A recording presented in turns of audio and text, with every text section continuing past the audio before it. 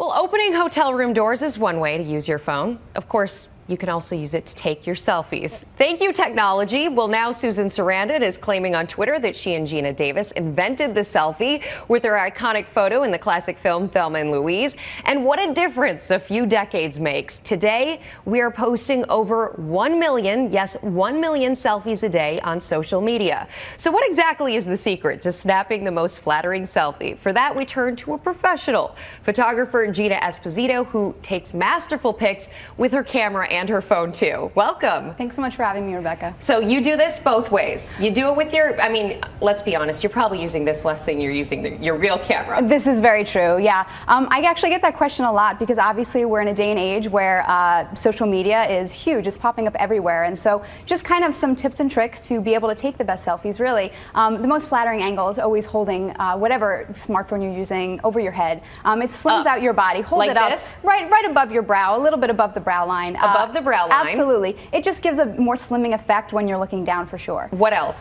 Next thing is, a lot of people forget to do this, but your background is everything. A lot of people focus on themselves as a subject, rightfully so. But I see these all the time where people are in their bedrooms and they're feeling good for the day and they're looking at themselves and thinking, I want to take a selfie. But unfortunately, they forget all of the dirty underwear that's in the background of the photos and maybe last night's dinner that's on the nightstand. And we don't need to see that. No, nobody wants to see that. That's not sexy. What about facial expressions? Do you have any recommendations? Well, obviously, duck face has been huge. It's been a phenomenon that has completely swept the country. To each his own. I'm not a really big advocate of the duck face, but just any expression that you feel like you look the best in to really work that angle. As we are shooting down on ourselves, where should the eye focus be?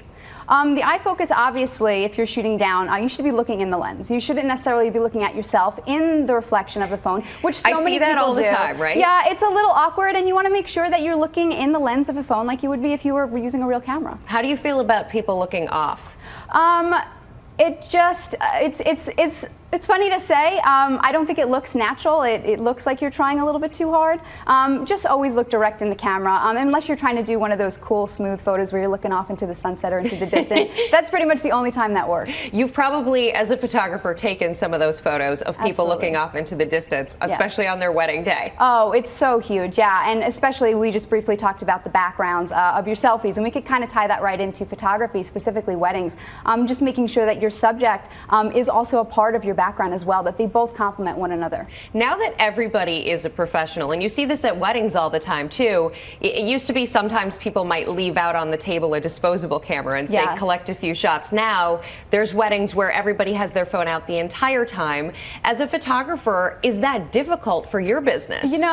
Sometimes it is. When I'm often shooting a ceremony and I look down the aisle seconds before the bride is supposed to make her big grand debut, it kind of looks like a bit of the TV wall at Best Buy, where everybody's holding up their big iPads in the aisle, and I kind of have to quickly run down and say, I'm so sorry, but I have to so funny. Yeah, it's pretty incredible. It's not even just the iPhones, it's the iPad, and we know that other smartphones that are very large and cumbersome, they also kind of stick them into the aisle. But another issue I'm finding we're running into as well is an era that I like to call over-editing. A lot of people think that the more you process a photo and you turn your skin purple and orange, the more artistic and creative it looks, and it's really more so about bringing it back to the basics and really keeping the natural beauty that's already in the photo. So for that selfie, no filter? Not necessarily no filter, just try. The rule of thumb is to always make your skin tone look natural. When you go to a movie and you see a movie, their skin tone is flesh colored. It's not purple, it's not green unless you're the Hulk. But other than that, it's the most flattering to get as close to flesh tone as you can possibly get. So then what's the best lighting for taking this? Well, the best lighting is always going to be available light. If you are not an experienced photographer and you're not sure how to properly light yourself up or light up your subject, available light is always key. It's always the most flattering. A tip that I always like people to try and use is, if you need 2 cell phones though to do this, maybe use a friend and have them turn their flashlight app on their phone and just shine it on your face, maybe a little bit further back, but enables you to shut the flash off of your phone so you eliminate that entire black background that's behind you when you take your selfie. As a photographer who's making it in a difficult business. What's your recommendation to people who want to get started in this, who think of it as a job and a business they'd like to create? Well, first and foremost, I think a lot of people mistakenly think a photographer just takes a photograph. We are really a creative director the day of. We are really controlling everything, manipulating the situation, calling the shots, and you're sometimes a counselor, you're sometimes a therapist, you're an event planner at times, and you're a time manager. So you have to be able to flow with the events of the day and sometimes really redirect them if need be. So there's so much more than just taking a photograph. What's the craziest thing that happened behind the scenes at a wedding you've shot at? The craziest thing that happened behind the scenes at a wedding I shot at?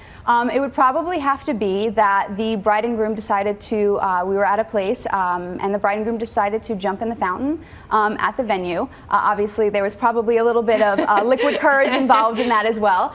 They weren't necessarily allowed to, but there's been some pretty crazy things happen for sure. But I think jumping in the fountain and trashing the dress on the day of your wedding is probably the craziest thing. I hope you got the shot as she was on her way in and not just once she was in the pool. We get it all. We don't miss anything for sure. What is your advice then to people who want to choose a wedding photographer? It's a difficult task. It is incredibly difficult. And what I would say is just as well as talent is important and be able to capture a photo is important, it's also important to be able to vibe with your photographer and have a work chemistry, because one thing that clients sometimes forget is that you are with your photographer out of all of the vendors the longest. So if you don't like them in the meeting, or if you feel like your personalities don't jive so well, that's the person that's going to be with you your entire day. So you need to make sure that you're friends with them. It's a really good point. At my wedding, I loved my photographers at my wedding in Minneapolis, and they were fantastic. And we did spend, now that I think about it, we probably spent more time with them than anybody else. Day. Yeah. Maybe even more time than my husband. Right. Well, right. Exactly. What are the top 3 questions then that every bride and groom should be asking if they're hiring photographers? Well, I would absolutely first and foremost say that you need to meet your main shooter prior to booking whatever studio you use. Again, this kind of just ties in saying you have to know them, you have to love them, you have to want them with you on the day of your wedding. Another huge question is that people should ask also is they need to see a full portfolio of an entire wedding, because sometimes you can get lucky as a photographer and grab one good shot. That's possible. Yeah, it's super possible. Yeah, anything's possible on the day of your wedding, and especially. But you have to see entire full portfolio of the entire event before you make any of your decisions as well. Gina Esposito, thank you so much Thanks for joining so much us. for having Really me. great information. I appreciate it. Everyone enjoy taking your selfies now. Yeah, absolutely.